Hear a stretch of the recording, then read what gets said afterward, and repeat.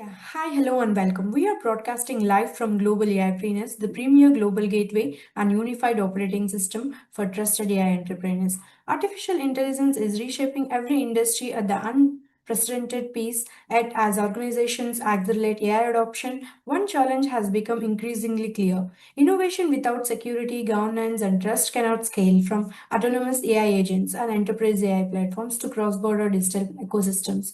Organizations need resilient architecture, strong governance, and responsible AI practices that enables innovation while protecting businesses, customers, and society. Promoted by the Global Council for the Promotion of International Trade and the Global Council for Artificial Intelligence and Robotics, Global AIPreneurs was created to bridge the gap. We connect AI founders, entrepreneurs, investors, governance, and innovative leaders through a trusted ecosystem that accelerates global AI commercialization, responsible innovation, and cross-border collaboration. Operating across our global hubs in India, Singapore, the UAE, Saudi Arabia, the USA, the UK, Switzerland, the European Union, South Africa, Kenya, Ghana, and Nigeria. We are building one of the world's most trusted AI communities.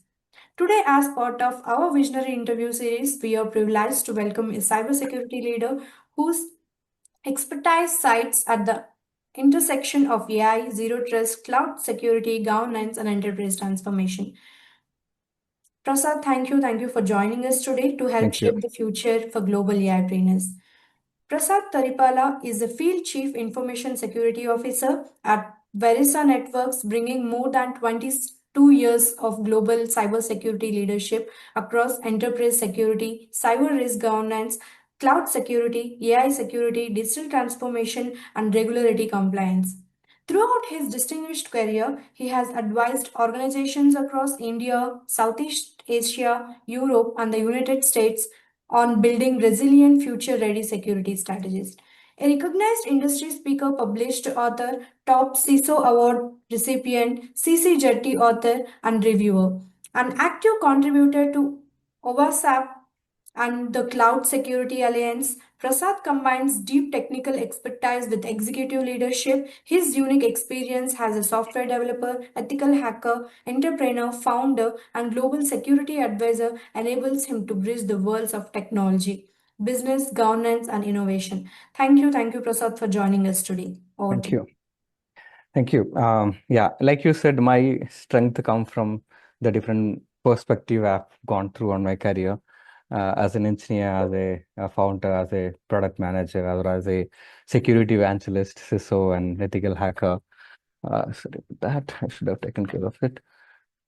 Yeah. Yeah.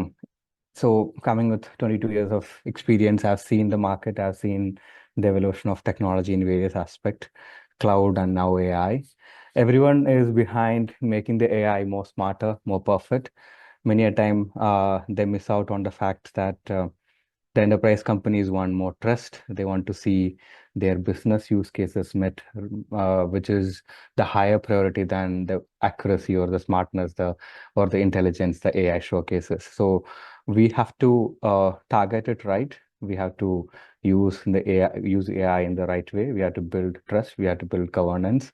That is where the security leaders have to hold one corner of the box when AI is in, right? So we have to make sure that it is coming with the right set of governance in place. Yeah, so I think I will start with a 3-pager deck and post that. I'm just covering on a few points here. One is the AI security in the real world. Because AI, everybody knows how it functions. Gen AI, people have seen the growth. People have seen so many startups coming up and some of them getting closed down. Unfortunately, in the recent past, I've been talking to many of these startups across the globe when I travel. I've seen the struggle. I've seen the big ones coming and swallowing the younger ones because they can put more money, they can build systems that can be trusted better.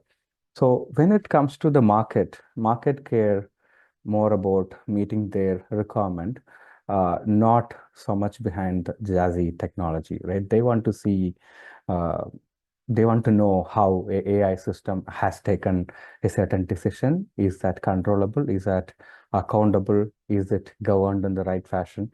Do we have a mechanism in which we can understand where the data or the source data is coming in for the AI? There's so much they need to know before they can give access to their premises. This is something that we all have to be really careful while approaching AI security. We need to have right set of governance, we need to have right set of validations, and obviously the security around the data and overall AI framework. When we start implementing AI for a company, which we have taken care of too, we can't go and give admin access on the day one and let it take control of your organization.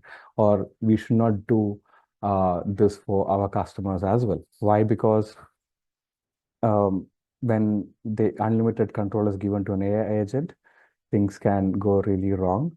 We have heard cases of the databases getting erased. Many a time we are aware that LLMs are not 100% trustable. There are cases like hallucination and multiple other things. So start with a limited responsibility. Don't start with an admin access. Ideally, don't ever give a admin access. Whatever work need to be done by a AI agent, limit to that and increase their scope with the time. That is about the current level of governing and control, right? Now, what is going to happen over the next 5 years? There are AI evolutions coming in. There is quantum computers coming in and increasing the speed in which AI is going to perform. There's a lot of opportunity in the market. Companies can latch onto it. They can build solutions, but um, governance around the intelligence, governance around the data used by the AI solutions are going to be equally important. I've helped organizations come out of breaches. I have also helped organizations to manage the boardroom discussions after the breach or the customer boardroom discussions after the breach. Even coming out of um, the regulatory government regulatory board discussions in the right way, right? It is tough scene. The questions that would come to us after a breach would be who approved certain decisions, who made this data available this particular way, because when it comes to a AI powered solution, and if there is a breach on such a solution, there are so many questions that can ask, right? Um, who validated it? Who gave this kind of data? Or who made the LLM behave in a racial way? Who trained it that way? There's a lot of operations that happens in and around a AI solution all the time. So we need to have right level of recording, right level of audits, right level of validation. When I say validation, AI systems have their own set of validations, right? Prompt injection to making sure the system is responding right way when the right input is given, including malicious traffic and including, voiceover or including text-based um, uh, illusion and other things, right? There are a set of 15 types of testing we have identified internally and we are validating it, for example. These need to be kept. When I say uh, we need to keep we need to have the right set of auditing, we have to keep these logs for the tenure that governments and other auditing agencies are asking us to keep it. And one more thing is sovereign AI ecosystems. Um, Today, the world is becoming more and more hyper-local. Uh, Europe want to keep their data at their place. India want to keep it in India with the DPPs coming and going to mandate that. US again, now there's a lot of controls over where the data is residing. Every country, for that matter, have come with their privacy laws. I was in Singapore last week. I heard the same story. When I was in Malaysia, I heard the same story. And the same story is happening in Indonesia. Now, Sri Lanka is working on a privacy framework. If you go country by country, most of the countries today are working on making sure their data is not crossing their boundaries. How do you do that on an AI-based system? How do you ensure that all the pieces that are coming with a AI ecosystem is within your boundary. It could be your API call, it could be your LLM itself, it could be your other elements where your AI agents are interacting to and getting information, getting threat intel, and things like that, and using it, right? So this is another framework we'll have to build around AI over the next few years. So it's more of governance around the intelligence that's going to grow. I'm not going to touch upon how AI itself as a intelligent platform is going to grow because there's so much going on there. Here, the focus is on the security. Just few set of advisors for the founders who are starting up with AI-based or Gen AI-based companies. Um, Many a time we go behind the interesting problems, not the real business problems. What companies want to hear is, can I trust a particular solution? Is this solution is actually solving my business problem? If yes, is it actually going to cut my cost? Is it actually going to save me on the productivity? Will it lower my risk, or will this be called out on my risk management committee meeting the next quarter? Or will this give a competitive advantage? So instead of going behind perfecting AI models, in parallel, please have attention on the governance and security. It is not an afterthought. We have to start from the design. Otherwise, the cost will add up. If we wait for business to scale and then add security, it's going to cost much more because many a time architectures will become a delimitation and we have to work around it. We have to add more solutions. Uh, it's always better to start from the beginning. And while designing the solution, design it such a way that it is compliance ready, not always need to be compliant. For example, Europe may need 80 sets of controls because of GDPR or because of BSIC5 level control or DORA or any other levels of control. Same with the US CCPA, and they have quite a lot of other controls as well, right? Or simple ISO 27001. India may ask for DPDP, and Malaysia may ask for PDPA and others, right? So we can't have every control enabled all the time, but make your product uh, capable of adopting to the certain any region that you want, adopting to the security controls that we can have. Basically, make your product compliance ready. That is how we can go scale. That is how we can reach different regions. And that is how we can even approach multinational companies. So this is another problem I've been seeing, right? So when I talk to a customer in a country, many a time it's like, hey, we have presence across 50 different countries. How can I ensure that my security is met? Then we have to get all the controls that they need to meet. And then we have to, uh, go make sure that our solution can be implemented in such a way that different places can host it and adopt to their countries or their sovereign boundaries controls. And compliance is a growth strategy. Make it as a sales pitch. Don't consider it as a tax. Um, Many a time, our sales decks can hold compliance with its own, tag saying, yeah, I have this many security, certifications, or we follow these many frameworks and things like that. And I have been making sure that we are using it as a advantage in the sales discussions and when we sit with customers, CISOs, and others, right? So we should take care of that, and that's very important. And just my last slide on AI security blueprint. We spoke about securing AI from governance angle, but when it comes to protecting it from a ethical hacking or the actual hacking angle, these are the areas where we should have a real focus on. One is protect the identities. By the way, identity is no more human, right? It's workload, it's API, it could be a AI agent, and it's some two sides. Okay, give access as much as you need, but only as much as you need. And if you can make it just-in-time access, perfect. And machine identities and human identities both need to be controlled. And another part is protect the data, because data is going to be everything in the AI world. A AI LLM machine or a agent is going to behave based on how it learned things, right? It is just not your data security angle I'm coming from.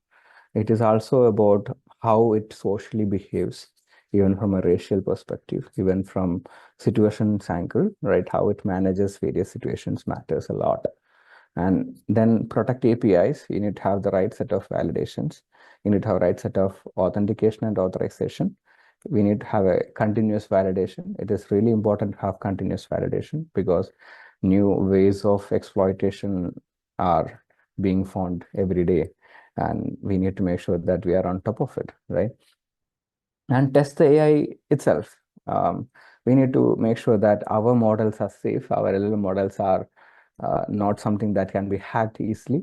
Now we have Gen AI firewalls available as a product in the market.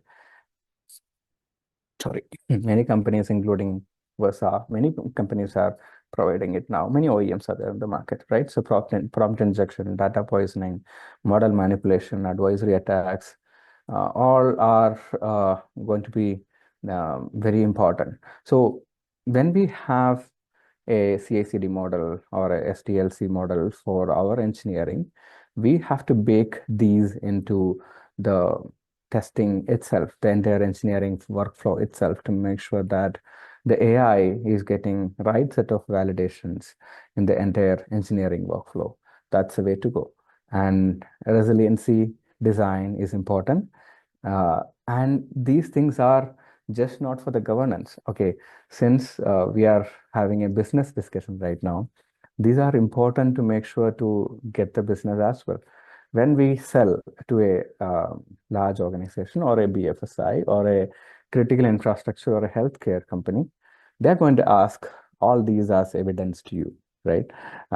So we need to have these things implemented in the right way, and these things should be implemented in the way that it can be showcased, so that we can sell our product in the right way, we can convince the customers in the right way, and hit the market in the right way. Uh, Only if you can earn the trust, you can sell the product in a big way. It's many a time easy to make product, not to capture the market. I'm telling this as um, a person who ran a company for more than 3 years, 3.5 years plus, and I've seen the business world for more than 22 years now in the industry. So I've seen the tough part of capturing the market, capturing the trust, ensuring the governance, ensuring the audit compliance, and sitting in almost all sort of audits in the past, right? So take care of security and governance and GRC. It's so much important to make sure that the business is coming up, scaling up, and you're able to capture the market. That's pretty much from my side today. We can move on to questions and answers if you have any, Sushma. Yeah, yeah. Thank you. Thank Thank you. you, Prasad, for sharing those valuable insights with the global AI trainers community. So I'd like to ask a few questions. Sure. So my first question, as organizations rapidly embrace generative AI, agentic AI, and autonomous enterprise systems, cybersecurity has become a strategic business priority rather than simply an IT concern. From your Yeah. perspective, what foundational security governance and zero trust principles should AI startups establish from day one to build trust and resilient AI solutions? Yeah, this is a very important point, right? So companies should have focus on security from the day one.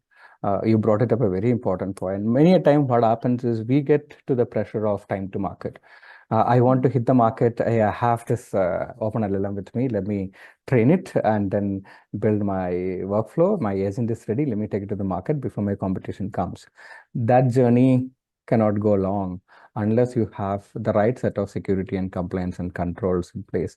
The first part is the zero trust itself. We need to have the right set of zero trust controls within the organization, and for the AI agentic AI or machine identities.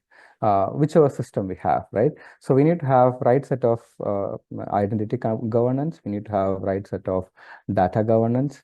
We need to have a secure AI development. When I say secure AI development, we need to have validations on poisoning, or right set of prompt injections and etc. The right set of validations in the entire AI development process.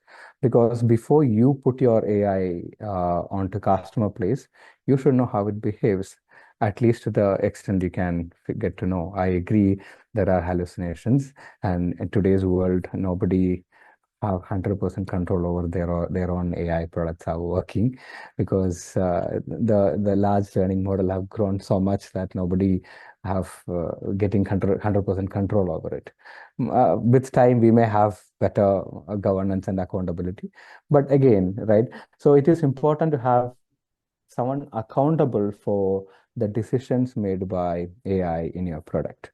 You cannot wash off your hands saying, hey, I've put LLM and now this is going to do all your operations with 80% accuracy. Then what about the rest 20%, right?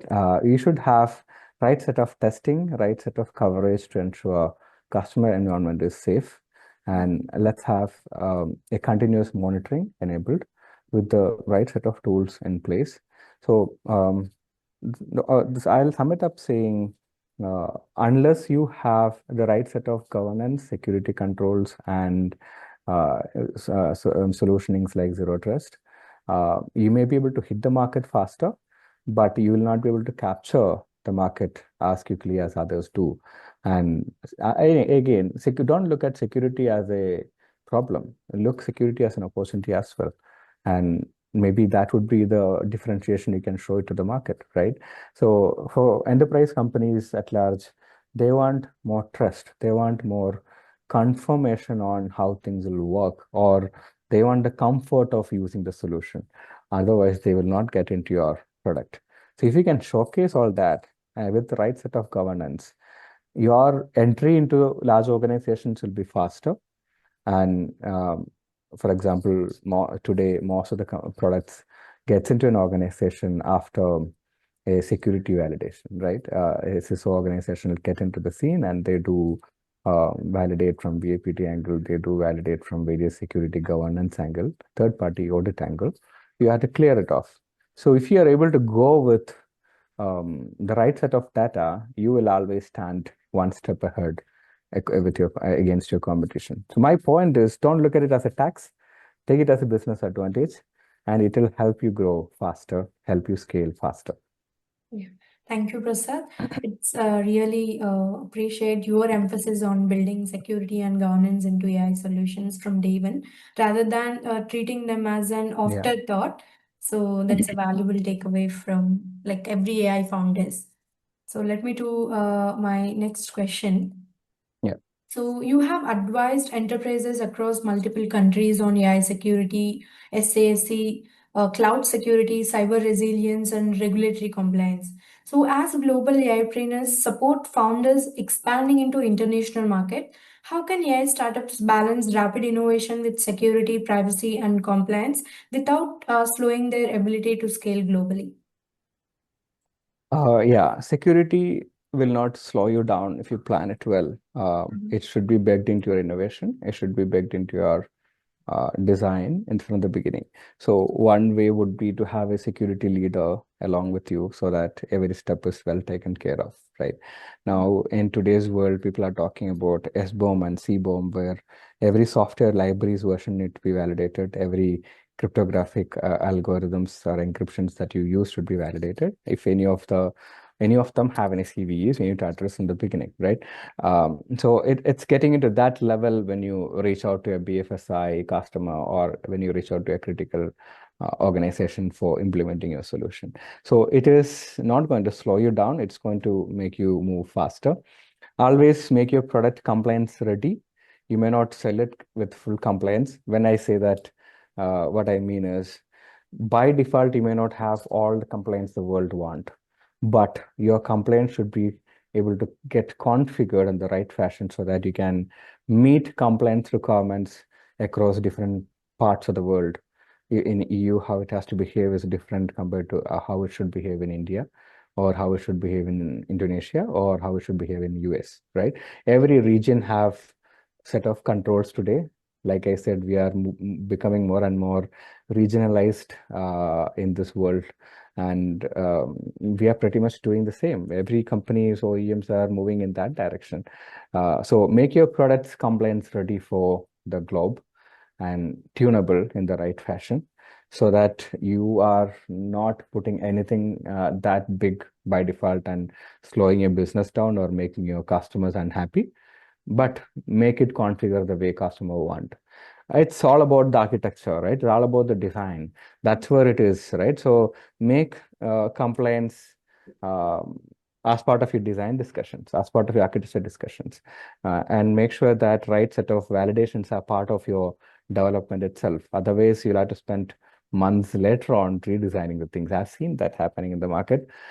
Companies had to go back to drawing board and change the design of the product to make sure that they are compliant for certain markets. For example, you built everything in India. Now we are taking into Europe. Oh man, I didn't think about blocking the copy and blocking certain other. I'm not getting into the functionalities, right? There are controls that need to be specifically needed there. So plan all these things early on, so that you are not architecturally or design-wise limited later on, right? It could be just simple DR. It's defined differently at different parts of the world. Yeah, that's about it. Thank you. Thank you for sharing those insights. So it's a perspective on balancing innovation with security and compliance while still maintaining the speed needed to scale globally. So there is something many startups will benefit from this. So let me move to next question. Having worked as a software developer, ethical hacker, entrepreneur, CEO, and now as a global CISO, so you have experienced technology from multiple perspectives. So, what businesses and leadership lessons from your entrepreneurial journey do you believe today's AI founders often overlook when building globally scalable companies? Yeah, my perspective of working in different roles have certainly helped. Last 6 years, I'm functioning as a CISO. Here I am as a field CISO, where I'm helping internal security as well as helping our customers at the field to have right set of security implementations as advisory, come sometimes helping them implement it right. So security is a really important thing. You have it with you, but alone will not make you help. You need to have it implemented in the right way. And in the industry today, what happens is many of the leaders are going behind the interesting problems to solve it, not the important ones to solve it. That's very interesting thing, because for an entrepreneur, it is very important to look at what is needed in the market, what are the important problems that need to be solved, and go behind that, not the one that are looking very interesting. When you pick up the problems, look what is behind it in terms of money, in terms of opportunity, in terms of the business needs and the scale of it. And then approach the problems, pick it, solve it. You will be able to crack the puzzle. That's it about it, right? And then also make sure about initial set of hirings very critically.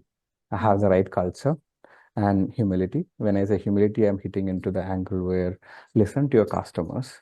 Just don't go push your products.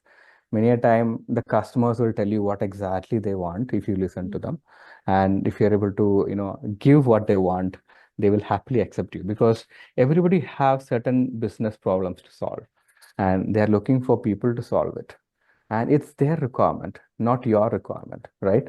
And if you're able to position it right and show them that you have done it right with right set of controls, right set of governance, and you are able to help them solve their problems, it's their requirement you're solving, right? And you will be able to win the market that way. And yeah, go for the right places, right customers with your humility, and you can win the deal. Yeah, that's a wonderful perspective. So your entrepreneur journey Mhm. clarify like highlights building successful AI companies requires much more than great technology. Yeah. So yeah, so let's move to our next question. So, with AI systems becoming increasingly autonomous and interconnected through APIs, cloud platforms, and intelligent agents, organizations faces new cyber risks every day. What practical strategies should enterprises and AI startups adopt to secure AI-driven ecosystems while maintaining agility and innovation? Okay. Earlier days, or even nowadays, most of the companies are focusing on protecting a particular application, looking at the importance of it, considering that as a crown jewel. With the AI coming in, it is no more one application; it is the ecosystem, right? So Mm. your AI agent is interacting with many other APIs. They are interacting with applications. Sometimes it's interacting with the SaaS applications which are the internet and doing the activities for you. So now we have to look at it as an ecosystem when you validate it, when you test it, because one API can, if it get hacked because of authentication issues, you can send a different output to your AI engine, right? And that can behave totally differently. The ways of hacking are going to change. I mean, it's all about earlier days we used to say you can manipulate people. Now we are talking about we can manipulate AI engine by giving different data, right? You have to look at your prompt injection. You have to look at your malicious code injection itself, or AI itself not sharing how it is hosted and where it is hosted and its one password. That's all about manipulation. If you are talented enough, try it out, right? And that's where it is. So we have to have the right set of validations, and we have to protect the identities. Like we talked about different types of identities today, and we have to protect our APIs. We have to protect our workloads. More than anything, secure your data that you're using to train it, and Mm. ensure that you're governing it in the right fashion. When I say governing it, who is the owner, who is the reviewer, who is having the access to it, and do you have a access control review happening periodically as per your own compliance standards? And one last thing I would put is have the right level of resiliency in your overall infrastructure. If you are getting hacked, how long you will take to get back, and start delivering back to your customer. That's important. So you need to have the business BCP and DR and right level of resiliency for your implementation. Um, all these things may impact your speed a bit, but I'll guarantee you that when you look back after some time, you will find you're ahead of others because you had taken care of each of these elements in the beginning. Thank you for those practical recommendations. So you are focused on creating secure, resilient AI ecosystems without compromising innovations. So those are valuable insights for organizations at every size. So let's move to our final question.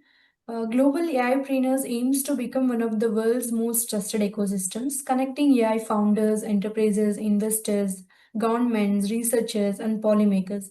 Based on your extensive global experience, what is the single biggest challenge preventing AI startups from earning enterprise trust to scale? And how can initiatives like Global AIpreneurs help bridge the gap?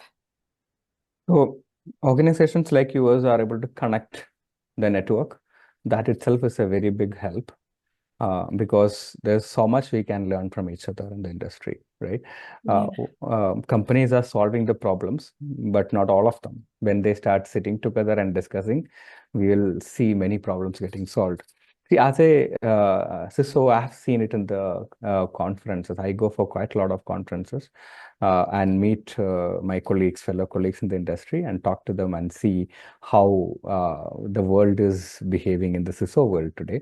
Like all of us have different challenges when it comes to implementing GRC, implementing security, managing our own audits and controls, or our customers' issues and things like that, right?